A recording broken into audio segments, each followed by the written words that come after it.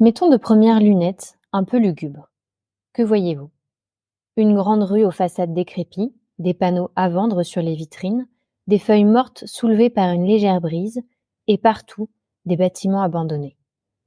Les enfants sont partis, il ne reste plus que quelques personnes errantes dans ces rues tristes et grises, qui pourtant, il y a longtemps, ont dû être resplendissantes. Mettons maintenant une autre paire de lunettes, aux verres teintés de vert. Que voyez-vous cette fois? Des jardins potagers luxuriants, quoique un peu en bazar, des tentatives low-tech d'éoliennes individuelles, des espaces en friche où la nature a repris ses droits. Et ça et là, de jeunes et de moins jeunes qui bavardent sur la nouvelle place du quartier, une ancienne usine désaffectée qui a été réinstallée en lieu de vie commun et solidaire. De multiples imaginaires prolifèrent sur les villes en déclin. Certains, certaines y voient la plus grande des décadences, notamment démographiques, qui, telle l'épée de Damoclès, définit la réussite ou non du mandat du maire. D'autres y projettent la naissance d'une nouvelle société, plus sobre et plus locale, prenant racine dans des solidarités entre voisins et voisines. C'est pour sortir de ces images toutes faites de l'effondrement ou de la post-croissance que Max Rousseau et Vincent Béal sont allés arpenter les rues de Cleveland, aux États-Unis, au cœur de la Rust Belt. Une ville ordinaire, comme ils disent, permettant de prendre du recul et de monter en généralité, loin du parc d'attractions décroissant, qui est peut-être devenu Détroit. Car il ne faut pas s'y tromper, l'agriculture urbaine luxuriante de Cleveland est une agriculture de subsistance, bien éloignée de nos jardins d'écolo-bobos et de leurs petites tomates bio. Ici, des populations racisées n'ont plus accès au moindre commerce, ou alors bien trop loin de chez elles, ou bien trop cher. Si l'agriculture urbaine est parfois utilisée dans un objectif d'attractivité, elle est ici synonyme de survie. En parcourant leur ouvrage, Plus vite que le cœur d'un mortel, on y comprend à quel point des politiques de décroissance peuvent parfois être socialement injustes et racistes. Les auteurs appellent à des politiques de décroissance planifiées et pensées à travers les ressources internes du territoire, des stratégies qui seraient tournées vers les besoins de la population déjà là, encore là, et qui prennent appui sur les liens de solidarité qui se créent, malgré tout. Une enquête qui montre des expérimentations riches, ambiguës, parfois ratées, faites d'ordinaire et de débrouille. Bonne écoute! Une ville en pleine expansion. Les transitions à mener s'accumulent, l'énergie, l'agriculture, les mobilités. Monsieur l'administrateur délégué, vous êtes chargé de l'attribution et de la répartition des logements. Comment la situation se présente-t-elle? C'est une contribution au débat sur l'artificialisation des sols et les questions d'étalement urbain. On a privilégié la machine, la matière et l'énergie par rapport à l'être humain. C'est pour ça qu'on ne recycle pas bien les téléphones. And then perhaps the defining trend of the 21st century is population growth. On a une responsabilité sur l'épuisement des ressources et une responsabilité sur la perte de biodiversité. Chaque échec va permettre la prochaine fois de faire mieux et chaque échec est autant instructif qu'un succès. Des projets d'urbanisme qui sont indispensables du fait d'une circulation toujours plus intense. Ce plan est un plan que le public notait pouvait voir. Il s'agit du plan de sauvegarde de Nantes. Si on est une grande part du problème, on est forcément une grande part de la solution. On va peut-être couler moins de béton et miser plus sur l'intelligence et finalement changer de matière grise.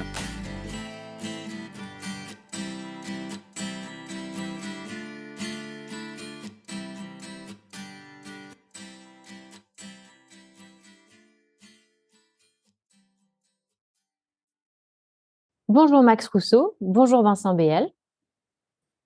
Max Rousseau, vous êtes auteur d'une thèse en sciences politiques intitulée « Vendre la ville post-industrielle, capitalisme, pouvoir et politique d'image à Roubaix et à Sheffield, 1945-2010 » et vous êtes aussi géographe au CIRAD. Vincent Béal, vous êtes maître de conférences en sociologie à l'Université de Strasbourg et votre thèse s'intitule « Les politiques du développement durable, gouverner l'environnement dans les villes françaises et britanniques, 1970-2010 ». Vous avez tous les deux coécrit un livre de recherche, Plus vite que le cœur d'un mortel, désurbanisation et résistance dans l'Amérique abandonnée, publié en 2021. C'est un ouvrage que nous avons beaucoup aimé chez Dixit, à la fois par les thèmes que vous avez traités, mais aussi par son format, qui nous rappelle davantage un journal d'enquête, voire un journal de terrain, plutôt qu'un gros pavé de recherche. Avant d'en discuter plus en détail, est-ce que vous pourriez nous dessiner à gros traits les sujets de cet ouvrage ? Oui, alors écoutez, je vais bien commencer, puis on va se passer la parole avec Vincent. Alors, en fait, cet ouvrage, il prend part dans le cadre d'un projet de recherche qu'on a monté avec Vincent il y a 6 ou 7 ans maintenant, juste après nos soutenances. Et c'est un projet de recherche qui était financé par l'ANR qui portait sur les villes en déclin. Parce qu'avec Vincent, on a fait nos thèses à l'université de Saint-Étienne. Et pour ceux qui le savent, Saint-Étienne, c'est une grande ville qui a une caractéristique unique en France, c'est que c'est la seule grande ville qui décline de manière structurelle depuis longtemps. Donc, c'est des questions qui nous intéressent depuis très longtemps. Et donc, dans le cadre de ce projet de recherche, on était une équipe et on a fait des enquêtes dans pas mal de villes françaises pendant plusieurs années. Mais on avait également proposé à l'ANR de faire un détour par un autre pays où les questions de déclin urbain se sont avérées plus précoces qu'en Europe et en particulier en France. Et ça nous semblait intéressant d'aller aux États-Unis plus précisément parce que c'est un pays qui est ouvert à la globalisation depuis longtemps et dans lequel ces dynamiques de déclin se sont matérialisées dès les années 60-70. Donc on pensait qu'en allant aux États-Unis, ça nous permettrait de comprendre en allant à la racine du problème plus précisément ce qui pouvait se passer en Europe, mais également on était en quête de solutions, en tout cas de politiques un peu différentes de celles qu'on a l'habitude d'avoir en Europe et en France, où en France, dans l'ensemble, ce problème a été largement dénié, et pendant longtemps, les pouvoirs publics, que ce soit à l'échelle nationale ou à l'échelle locale, ont refusé de voir qu'il y avait un problème de perte structurelle d'habitants dans certaines villes, de dévitalisation économique et de paupérisation de la population. Et du coup, c'est une des raisons qui nous ont poussé à aller faire cette enquête à Cleveland. Alors Vincent, je te laisse continuer. Ouais, alors très rapidement, parce que tu as bien posé les choses, mais c'est vrai que au-delà d'aller voir une nouvelle ville en déclin aux États-Unis, il y avait cette idée que l'intensité, le caractère assez extrême du déclin, de l'abandon de certains quartiers après la crise des subprimes de 2008, avait peut-être créé un contexte qui était favorable pour repenser les modèles d'action dans les territoires en difficulté et plus généralement dans les territoires. Et on avait avec Max lu pas mal d'articles sur des politiques nouvelles qui seraient mises en place dans ces territoires, des politiques de décroissance planifiée, qui pour la première fois se détournerait de l'objectif de croissance, d'attractivité. Et donc, on voulait aller là-bas pour voir un petit peu ce que donnaient concrètement ces politiques. Ouais, Vincent a bien dit. En fait, nous, ce qui nous frappait quand on était à Saint-Étienne, on était non seulement doctorants, mais en même temps, on se finançait nos travaux en étant un peu des praticiens, en jouant un rôle d'appui aux politiques locales. Et donc, on était vraiment encastrés dans ce référentiel des politiques d'attractivité. Et au milieu des années 2000 à Saint-Étienne, par exemple, mais partout dans les villes en déclin, l'objectif, c'était, comme l'a dit Vincent, c'était le retour absolu à la croissance. Et la solution pour ce faire, c'était toujours ce qu'on appelle les politiques d'attractivité, c'est-à-dire des stratégies qui visent à faire venir des populations désirées, des investissements. Alors ces populations désirées, il y en a pas mal. Ça va varier selon les cibles, ça va varier selon également les bureaux d'études qui défendent chacun des marchés. Alors à certains moments, ça va être des consommateurs, par exemple, donc on va leur construire des stades de foot ou etc. À certains moments, ça va être des étudiants. Les étudiants, c'est une cible privilégiée. À un autre moment, ça va être des jeunes ménages avec enfants pour repeupler la ville. À d'autres moments, ça va être les cadres, etc., etc. Et toujours, en tout cas, ce qui nous frappait, c'était que ce développement, cette relance, ce redéveloppement de la ville en déclin, il passe que par des ressources qui sont systématiquement perçues comme extérieures au territoire, ce qu'on appelle le développement exogène. Nous, on défendait plutôt une conception d'un développement endogène, en tout cas moins extraverti que ce qu'on pouvait voir, pour 2 raisons. La première, c'est qu'on considérait que d'un point de vue de l'efficacité économique, ça marche pas très bien parce que ça nécessite d'injecter beaucoup de fonds publics. Or, l'argent public a tendance à se raréfier, notamment depuis 2008 et le tournant de la rigueur à la suite de la crise financière qui prend justement racine à Cleveland, à Détroit, dans cette crise des subprimes qu'on a analysé dans le bouquin. Et donc, on a des investissements publics très lourds pour une rentabilité qui va souvent être faible, c'est-à-dire que souvent ces méga projets vont pas marcher aussi bien que ce qui avait pu être vendu au départ, que ce soit des quartiers d'affaires qui vont rester vides ou des réhabilitations de bâtiments iconiques, mais en fait, ça va jamais marcher. Ou des politiques de gentrification qui vont finalement pas déboucher sur un intérêt de la part de la classe moyenne qu'on souhaite attirer, etc. Et donc ça, c'est la première chose qui nous frappait, c'est que du point de vue de l'efficacité économique, souvent ces stratégies se soldent par des échecs. C'est valable aussi bien en France que dans les autres villes en déclin d'autres pays. Le deuxième problème, il concerne davantage la justice sociale. C'est-à-dire on peut se poser la question en tant que contribuable et puis en tant que citoyen, est-ce que c'est une bonne chose de déverser tout cet argent public pour des populations qui finalement ne sont pas forcément celles qui en ont le plus besoin, c'est-à-dire en général des populations aisées qu'on cherche à attirer à nouveau dans la ville qui se paupérise.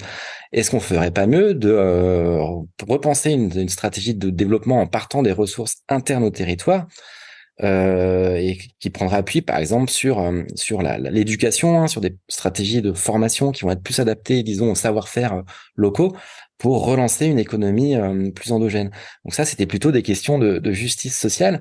Et on est heureux de voir que pendant longtemps, on prêchait un peu dans le désert, mais depuis quelques années, c'est un mouvement international qui se diffuse, qui prend appui notamment sur les villes en déclin du nord de l'Angleterre. Et ça s'appelle l'économie fondamentale. Donc en fait, l'objectif de ces chercheurs, c'est de peser sur les pouvoirs publics pour essayer d'aller davantage vers, disons, une forme de néo-keynésianisme, c'est-à-dire des investissements publics dans les secteurs fondamentaux qui sont la formation, la santé, les transports, le logement, l'alimentation et tout ce qui a été un peu évincé par ces stratégies d'attractivité qui sont hégémoniques depuis longtemps maintenant, un peu partout en Europe. Vince? Non, c'est bien pour la présentation générale, je trouve. Merci pour cette présentation générale de votre ouvrage. Avant d'aller plus en détail aussi sur Cleveland, parce que quand même, ce serait intéressant de s'arrêter aussi sur ce territoire-là, est-ce que vous pouvez revenir pour nos auditeurs et nos auditrices sur ce que vous entendez par territoire en déclin, en décroissance? C'est des termes qui sont un peu à la mode aussi, qu'on entend beaucoup, qui veulent parfois tout et rien dire, et notamment le lien que vous pouvez faire, vous, avec le capitalisme, l'industrie, et donc aussi tout ce qui va être ville désindustrialisée qui se retrouve finalement dans une forme d'impasse. Tu veux que je commence, Max? Comme tu veux. Ouais, alors c'est toujours difficile de donner une définition générale applicable à l'ensemble des villes, des territoires, des pays, des régions du monde. Mais en gros, ce qu'on peut dire, c'est que le point de départ, l'élément commun à tous ces territoires, c'est que ce sont des territoires qui perdent des habitants. Donc qui ont une décroissance démographique et qui connaissent aussi des difficultés au niveau de l'emploi. Alors, ça ne veut pas dire que chaque année, des emplois sont détruits, mais en gros, globalement, on a des territoires qui ont connu une déstabilisation de leur des secteurs économiques qui les portaient. Cleveland, Saint-Étienne, ça va être l'industrie dans les années 70-80. Certaines villes moyennes, par exemple en France aujourd'hui dans la diagonale du vide, ça va être la déstabilisation des emplois publics, de l'économie soutenue par l'État parce que c'était des villes de services historiquement et que l'austérité fait que aujourd'hui ces emplois sont déstabilisés, fragilisés. Voilà, donc il y a ces deux éléments. La dimension en termes d'indicateurs, la dimension population et économie. Mais après, au-delà de ça, tout cela va se matérialiser de manière très spécifique dans les formes urbaines, dans la composition sociale de ces territoires, dans les problèmes qu'ils rencontrent. Et l'un des éléments qui nous semble centraux pour comprendre ces territoires-là, c'est que c'est des territoires dont la centralité est fragilisée. On a affaire à des territoires dont les centres urbains, ça peut être les centres-bourgs pour les plus petits territoires, les centres-villes pour les plus grands, sont fragilisés et connaissent un peu des dynamiques inverses à ceux qu'on peut connaître dans les métropoles dynamiques qui, elles, voient le retour de certains emplois très qualifiés, voient des processus de gentrification. Et ben, c'est un peu l'inverse pour les territoires en déclin où on a plutôt des processus de spécialisation sociale et ethnique dans les centres. On a une augmentation de la vacance, de la dévitalisation commerciale. Voilà, donc on a surtout des centres qui ont une image très négative, hein, alors que les centres-villes de villes plus dynamiques comme Nantes, Strasbourg, Montpellier ont, eux, à l'inverse, une image très positive. On a envie d'y aller, en tout cas, enfin certains groupes sociaux ont envie d'y aller, tandis que dans les territoires en déclin, on a plutôt affaire à des espaces qui sont répulsifs. Ouais, peut-être pour compléter ce qu'a dit Vincent, hein, au risque de le paraphraser, hein, parce que c'était très clair. En gros, la décroissance, c'est un terme qui semble un peu plus technique, hein, qui est un terme démographique, qui est en fait qui correspond à une perte d'habitants, hein, qu'on peut mesurer de manière très précise, hein, en regardant les périodes intercensitaires, en fait, tout simplement, et on regarde un peu où en est la population. Mais quand on s'arrête à cet indicateur-là, alors, c'est le plus important, hein, parce que c'est le plus visible, hein, notamment pour les élus.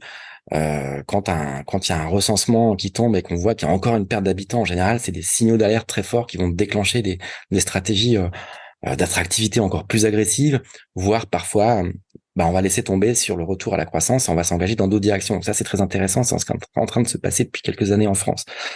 Et l'autre concept, alors que nous on essaie plutôt de porter, hein, effectivement c'est le titre de notre ouvrage collectif, c'est le concept de déclin.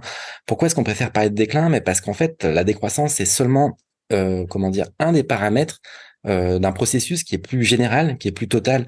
Et si on prend en compte que la décroissance démographique, on loupe en fait des racines, hein, du problème. Donc effectivement, dans ce qu'on entend par déclin urbain, vous avez effectivement cette décroissance, donc cette perte de population, mais vous avez aussi, comme l'a bien dit Vincent, la dévitalisation économique. Vous avez la paupérisation de la population, et puis vous avez également une dégradation du bâti, hein, qui va se matérialiser par des friches ou par de la vacance, qu'elle soit commerciale ou résidentielle. Et tout ça, c'est des paramètres qui vont interagir en fait et qui vont produire une sorte de spirale dans lequel le territoire en général va avoir des difficultés pour en sortir. Alors nous on a essayé de périodiser un petit peu ce déclin. Alors c'est vrai qu'on parle du capitalisme parce qu'en fait historiquement le déclin urbain il va réapparaître, hein, parce qu'en fait il y a du déclin depuis longtemps, hein, dans les villes. On peut remonter à l'Antiquité, hein, et aux guerres, si jamais on veut vraiment être exhaustif. Mais pour la période contemporaine, disons, il commence à émerger en France, comme partout en Europe, hein, dans les années 60, à la fin des années 60, avec la transition du capitalisme industriel fordiste au post-fordiste, donc vers une économie davantage tournée vers les services. Donc là, vous avez toute une première partie de villes, notamment située dans la diagonale du vide, disons des Pyrénées jusqu'à la frontière belge, et le bassin minier et la Lorraine qui vont commencer à perdre des habitants et à rentrer dans un processus de déclin. Donc tout ça, c'est assez bien connu. Donc c'est plutôt effectivement là les jeux de la macroéconomique qui expliquent cette première entrée d'un groupe de villes en déclin. Et puis à partir des années 2000, de la fin des années 2000, alors ce qui nous a intéressé avec Vincent, Nicolas et puis notre équipe, c'était de voir qu'il y avait une deuxième catégorie de villes qui rentrent en déclin, qui n'étaient plus forcément des villes industrielles, mais plutôt des villes administratives, donc les préfectures ou les sous-préfectures, les fameuses villes moyennes dont tout le monde parle aujourd'hui.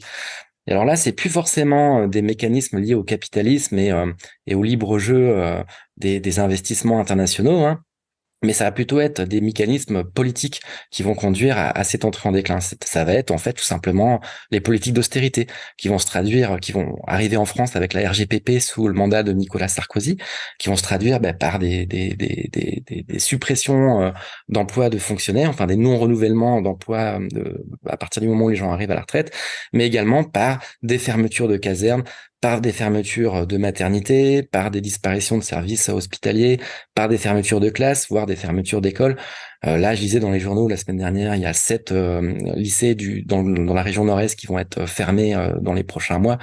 Et donc tout ça, c'est tous ces mécanismes qui sont là, qui relèvent complètement de l'action publique, qui vont expliquer l'entrée en déclin d'une nouvelle catégorie de ville. Un exemple particulièrement frappant, c'est Châlons-en-Champagne, qui a perdu sa préfecture et qui a perdu sa caserne à peu près au même moment. Et donc, ça s'est traduit par une entrée en déclin assez rapide, hein, d'une ville qui n'avait jamais été une ville industrielle pourtant. Oui, typiquement, on est sur des problématiques systémiques qui ne se règlent pas juste en mettant un lotissement en entrée de bourg pour accueillir de nouveau de la population. Absolument. Dans votre ouvrage, vous êtes focalisé, enfin dans celui-là en tout cas, celui dont on parle, vous êtes focalisé sur la ville de Cleveland aux États-Unis. Vous en avez parlé un peu déjà, mais est-ce que vous pourrez revenir sur pourquoi avoir choisi spécifiquement cette ville et aussi comment le fait de choisir un territoire très localisé et donc aussi spécifique vous a permis quand même de monter en généralité sur votre travail sur les villes en déclin plus globalement?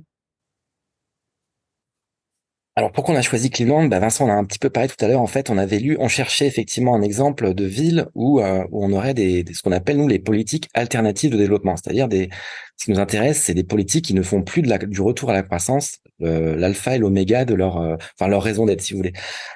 Et en lisant les journaux anglais, il y a quelques années, on lisait le Guardian, on est tombé sur, il y avait la campagne des législatives en Angleterre, et pour une fois, en fait, on tombait sur disons le candidat du Parti travailliste, qui était Corbyn, Jeremy Corbyn, faisait de Cleveland le modèle pour un redéveloppement de l'économie britannique autour de l'économie sociale et solidaire.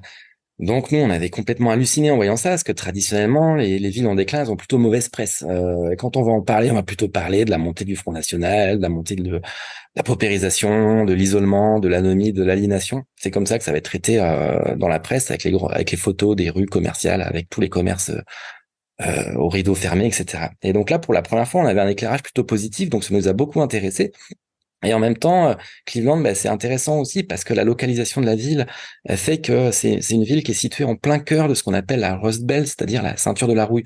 Donc c'est pas seulement la ville qui est en déclin, mais toute la région autour, qui était la région la plus prospère des États-Unis au 19e siècle, le fleuron industriel des États-Unis, avec Détroit, avec Toledo, avec toutes ces villes.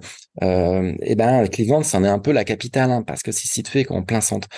Donc, quand on est parti là-bas, on connaissait pas grand-chose à l'histoire américaine et absolument rien à Cleveland.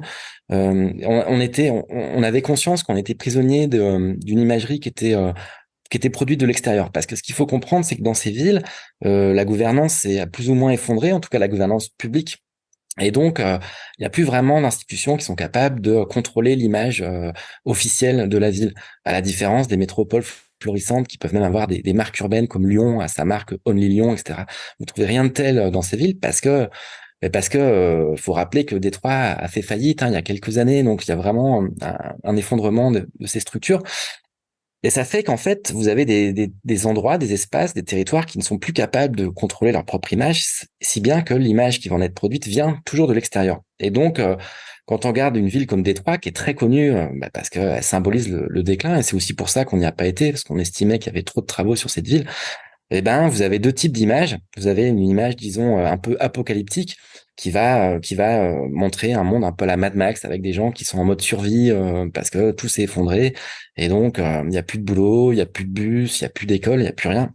Et donc comment vous faites pour vous débrouiller pour continuer à survivre dans un environnement qui rappelle un peu ce que disent les collapsologues finalement, c'est-à-dire l'effondrement.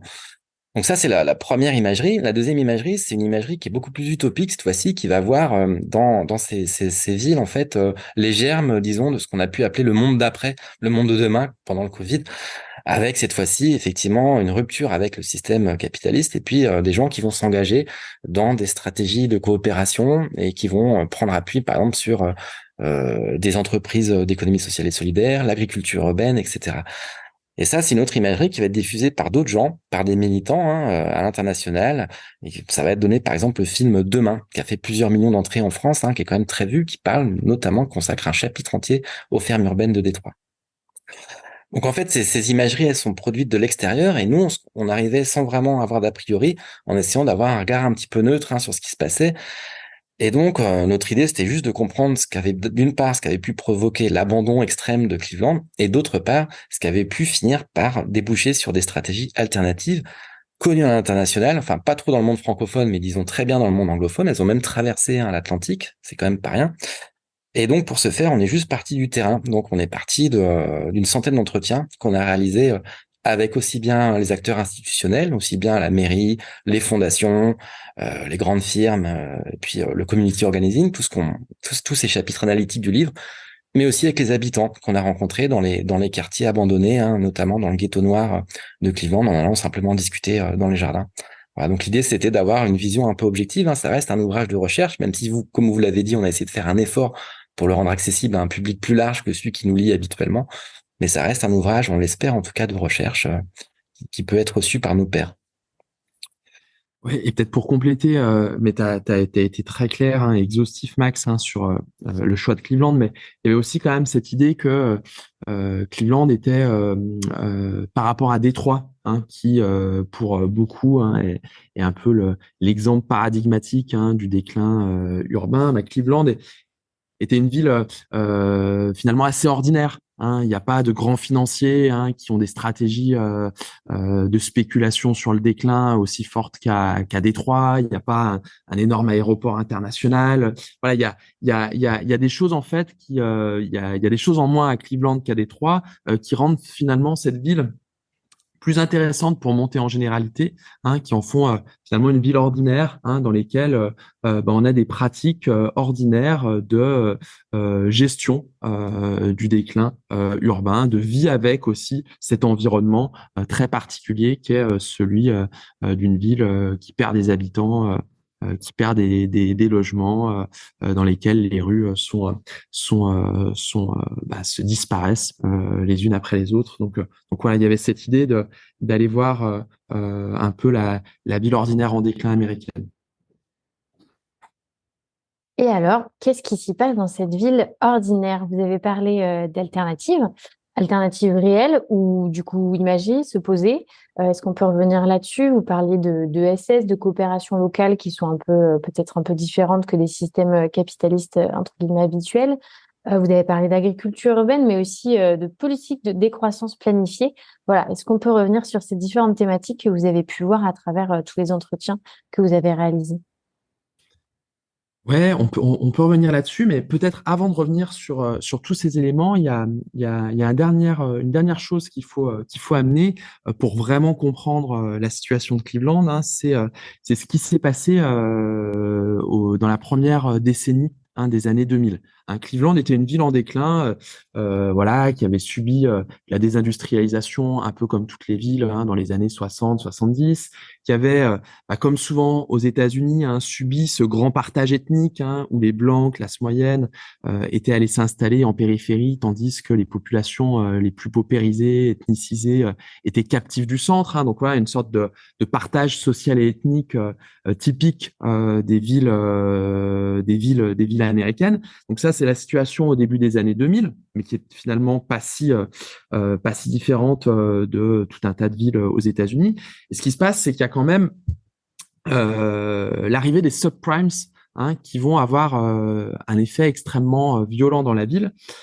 Subprimes qui vont être diffusés très fortement dans le centre, donc dans la ville de Cleveland et dans la première couronne, et qui vont déboucher sur une crise des saisies hypothécaires. C'est-à-dire que l'économie américaine va entrer en crise, les gens ne vont pas être en mesure, hein, de rembourser leurs prêts, et on va avoir des dizaines de milliers, hein, et je dis bien des dizaines de milliers de personnes, hein, qui ne peuvent plus, à partir de 2004, 2005, 2006, 2007, 2008, rembourser leurs prêts et qui voient leur maison saisie ou qui l'abandonnent tout simplement parce que leur maison qui qui valait $150 000 et ils payaient un prêt pour $150 000 n'en vaut plus que 20 ou 30.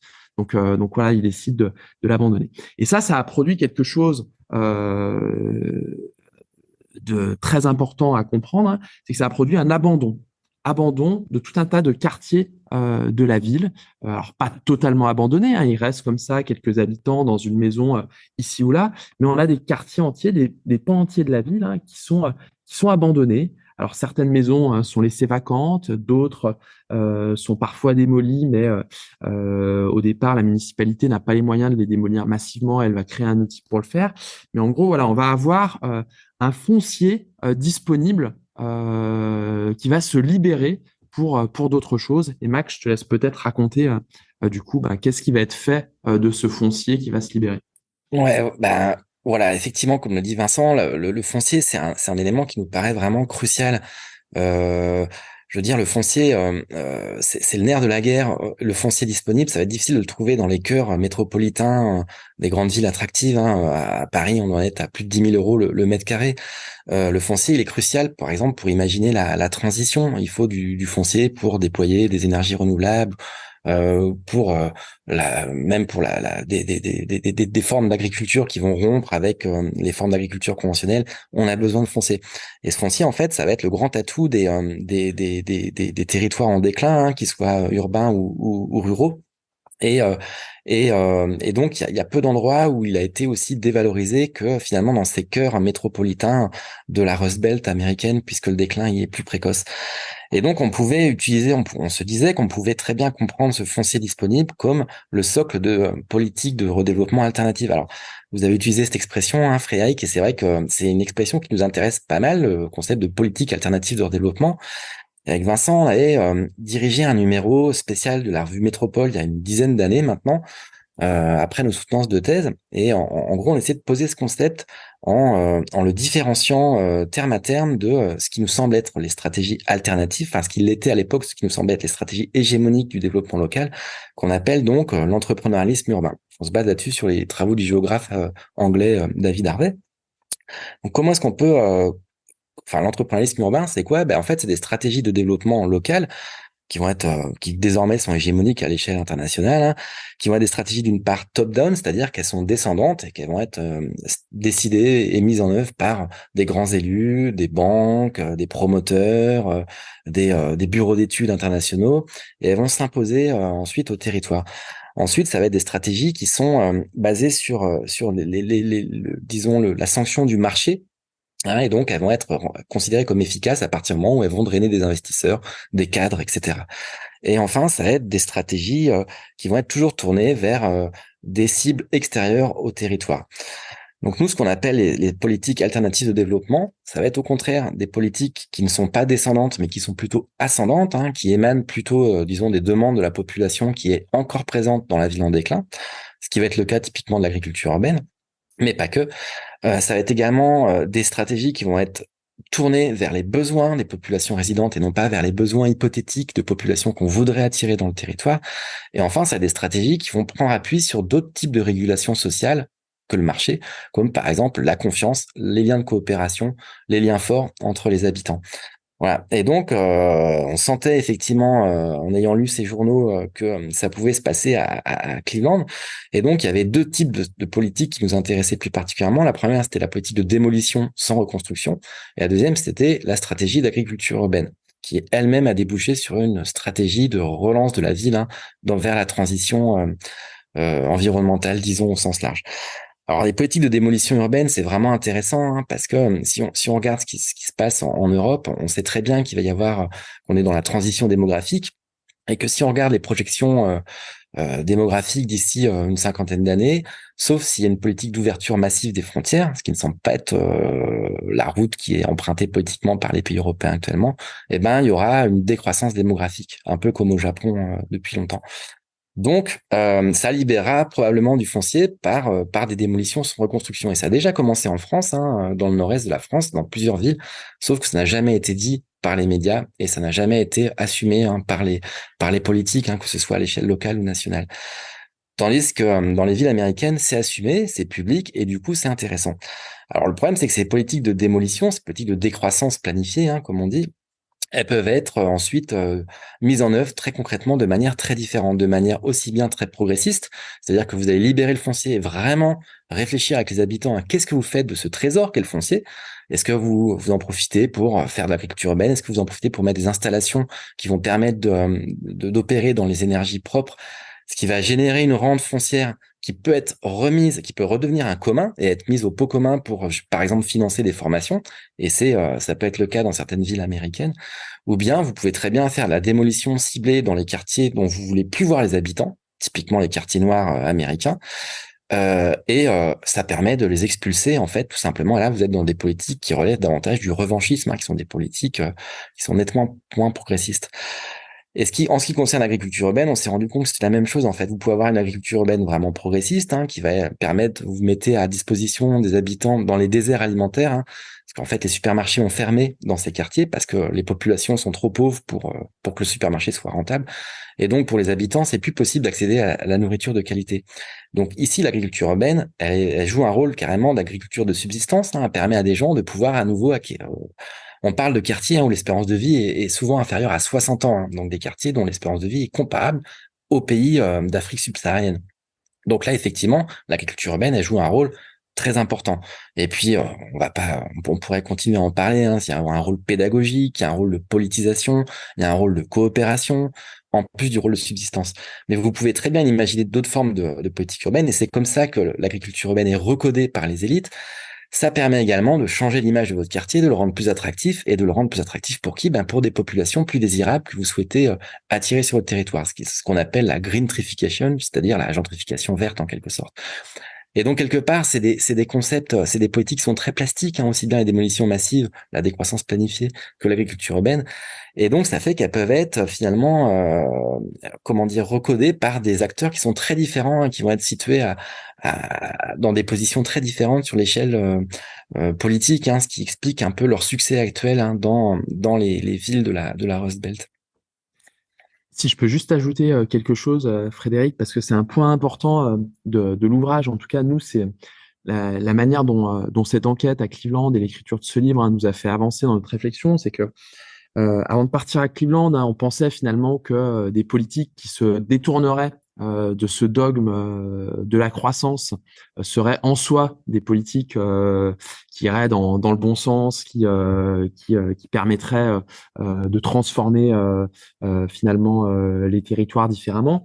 Et ce qu'on a découvert, en tout cas ce qu'on a compris en allant à Cleveland, c'est que finalement l'objectif de décroissance ne suffit pas. Le sens de la décroissance est aussi important. Ce qu'on va y mettre, quels intérêts, quels acteurs vont se projeter là-dedans, et qu'est-ce qu'ils vont mettre en place.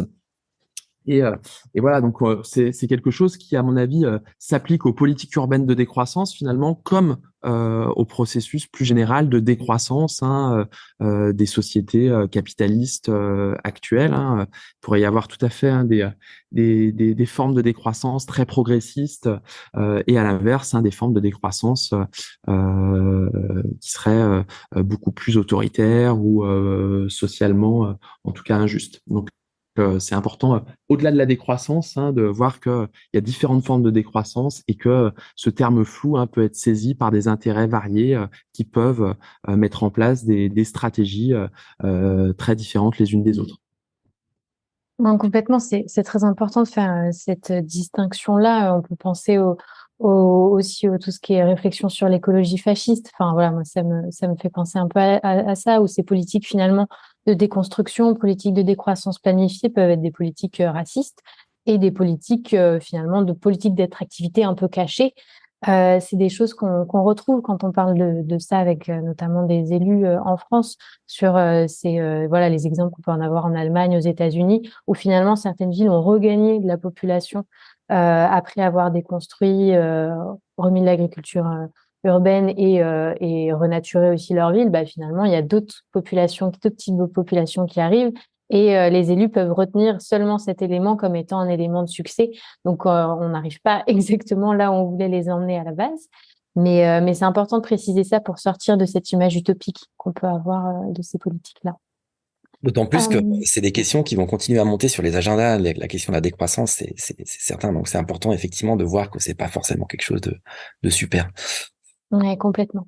Et justement, vous l'avez dit, vous avez discuté avec donc une centaine d'entretiens, donc des personnes très diverses et variées, mais aussi vous parlez pas mal de rôle de collectif. Alors j'imagine aussi collectif citoyen dans les transformations urbaines. Et pardon. Au-delà de Cleveland, est-ce que vous pensez que c'est aussi par des collectifs qu'on peut apporter ces questionnements-là et donc après ces mises en action en France ou en Europe? Oui, tout à fait. Oui, Frédéric, évidemment, on est convaincu de l'importance du collectif. Hein. Ça, c'est certain. Et à Cleveland, on a été frappé par les rencontres qu'on a fait. On a vraiment vu des collectifs impressionnants de gens qui avaient pu quitter la ville à un certain moment pour aller chercher des ressources extérieures, gagner de l'argent, gagner du capital social, et ensuite retourner dans la ville qui les a vus naître et dans les quartiers qui les ont vus naître pour essayer de rendre un peu de la meilleure manière possible. Donc ça, on l'a vu chez les militants, notamment les activistes afro-américains. Hein. Et effectivement, donc on a vu vraiment pas mal qui nous ont marqué. Mais l'un de ceux qui nous a le plus marqué, c'est le collectif Green the Ghetto, je pense. Où là, vous avez 3 entrepreneurs afro-américains qui ont racheté une grande parcelle, c'était une 50aine de maisons qui avaient brûlé suite à un incendie. Et en fait, les pompiers n'avaient pas pu intervenir comme souvent dans la ville parce qu'il y avait plus de réseau d'eau, de toute façon. Donc les maisons avaient toutes brûlé rapidement. Ils ont racheté cette parcelle. Ils ont fait une ferme expérimentale où en fait leur objectif, il est comme ils disent, de réparer les âmes en réparant le sol. Parce que le sol de Cleveland, il est très pollué. C'est une ville industrielle. Donc vous avez ces problèmes techniques également qui sont omniprésents. Et donc, typiquement, ils vont essayer donc, quand on est passé les voir, ils étaient en train d'installer des bacs pour produire des poissons, en fait.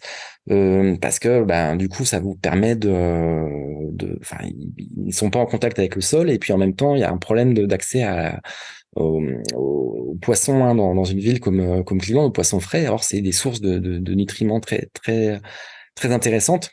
Et donc donc ils travaillent en coopération avec les écoles du quartier pour essayer de former les écoliers à tout un tas de techniques, de tactiques en agriculture urbaine qui permettent d'accéder à une alimentation de qualité. Mais des collectifs, vous en trouvez qui opèrent dans tout un tas de domaines qui relèvent des politiques urbaines qui normalement devrait relever de la compétence de la municipalité, mais qui ne relève plus des compétences de la municipalité parce que la municipalité n'a plus les moyens, en fait, tout simplement, de mettre en œuvre des politiques. Et donc là, vous avez effectivement ce retour à des collectifs, donc qui vont vraiment transformer l'orientation, la trajectoire de ces quartiers. Et ce qui est important, pour poursuivre sur ce qu'a dit Max, c'est que souvent ces collectifs, en tout cas c'est le cas à Cleveland, mais pas qu'à Cleveland, on trouve la même chose dans d'autres villes américaines ou en Europe. C'est que ces collectifs, souvent ils habitent l'espace qu'ils veulent transformer, et du coup ils fonctionnent suivant des rationalités qui ne sont pas des rationalités marchandes, ou en tout cas qui ne sont pas que des rationalités marchandes. Et ça c'est quelque chose qui est important. Et à Cleveland par exemple, on était allé interroger une dame qui s'appelait Cheryl, qui habitait dans le quartier de Glenville, donc qui était un des ghettos de Cleveland. Elle avait créé un petit jardin pour sécuriser le coin de rue. Et après avoir discuté avec elle, on est allé se balader dans le quartier, et elle nous a dit que la banque foncière, donc l'institution qui à Cleveland démolissait des logements et démolissait énormément de logements dans son quartier, la banque foncière, elle fonctionnait suivant une rationalité marchande, c'est-à-dire que pour elle, il n'y avait pas de marché dans son quartier. Il était complètement inutile, illusoire, contre-productif de réhabiliter les maisons parce que la banque foncière pensait qu'elle ne pourrait pas les revendre à un prix. Et c'est un raisonnement qui peut comme ça paraître implacable. Voilà, les prix de l'immobilier sont bas.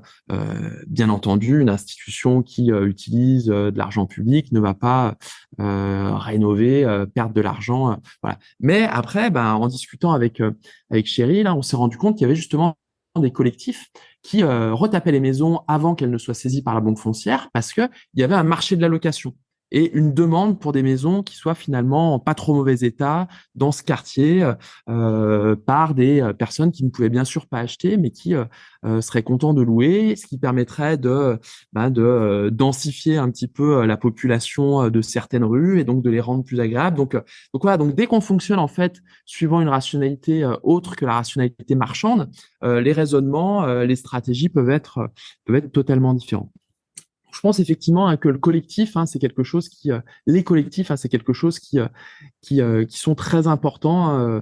Et on voit en Europe toutes les alternatives les plus radicales, en tout cas celles qui fonctionnent le plus, eh bien, ce sont des alternatives qui s'appuient au départ sur des collectifs. Je pense en Allemagne, tout ce qui se passe autour des Mithauser Syndicate, voilà, ça c'est né à Fribourg avec des squatteurs au départ et voilà, aujourd'hui, ça se diffuse un peu dans d'autres villes allemandes. On voit qu'au départ, c'est vraiment des collectifs qui vont essayer de développer un autre rapport à la propriété, au terrain et à ce qu'on peut en faire. Et ça peut difficilement venir d'acteurs qui fonctionnent suivant des rationalités de marché.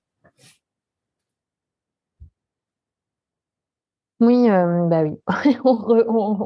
On a souvent on ressent bien ça quand on lit votre ouvrage, ces questionnements sur le logement, la ville, qui n'est pas un produit financier, mais qui devrait être bien plus que ça, à la fois un besoin vital, mais aussi un droit. Et ça peut être bien repris en main par des collectifs. On a brossé très rapidement votre recherche qui est bien plus complète que ça. J'invite les auditeurs et les auditrices à aller directement lire votre ouvrage, mais aussi vos autres recherches qui sont en lien avec ces thématiques-là, aussi en France, en Europe. Avant de nous quitter, est-ce que vous auriez des recommandations d'ouvrages ou de films pour les auditeurs et les auditrices qui souhaiteraient aller plus loin sur ce sujet? C'est la question piège. Ouais, alors la question des villes en déclin, il y a pas mal de livres intéressants. On pourrait conseiller celui de Flaminia Padeou sur Sous les pavés la terre, qui est sorti il y a 2 ans maintenant aux éditions du Seuil sur l'agriculture urbaine, et peut-être un documentaire vraiment marquant sur les stratégies de décroissance planifiée et leur ambiguïté.